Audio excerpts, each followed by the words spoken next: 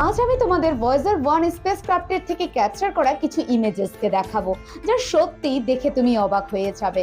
দেখো, তোমরা প্রত্যেকেই জানো 1977 এর 5ই সেপ্টেম্বর এটি লঞ্চ করা হয়। আর তোমরা এটাও জানো যে এই স্পেসক্রাফট এখনো ইউনিভার্সে ট্রাভেল করে বেড়াচ্ছে। সবার প্রথমে তো তোমরা এই ইমেজটা দেখো। এটি ভয়েজার 1 লঞ্চ হওয়ার 2 সপ্তাহের মধ্যেই ক্যাপচার করে, যেখানে আর্থ এবং মুন একই সরলরেখায় রয়েছে। এবার দেখো এই ইমেজটা, যেটা 1979-তে জুপিটারের একটা বিশাল বড় তুফানকে ক্যাপচার করেছে ভয়েজার 1, যেটা একটা আর্থের থেকেও বিশাল। এবার 1980-এর এই ইমেজটিকে দেখো, যেখানে স্যাটার্নকে তার রিং সমেত ভয়েজার 1 ক্যাপচার করেছে, যেটা সত্যি একটা ভীষণই মিস্টেরিয়াস ইমেজ। এন্ড সব শেষে এই ইমেজটিকে দেখো, এইটা ভয়েজার 1 এর ক্যাপচার হওয়ার শেষ ইমেজ, যেখানে এই হোয়াইট বিন্দুটি দেখতে পাচ্ছ। এটা আসলে জানো কি এইটা?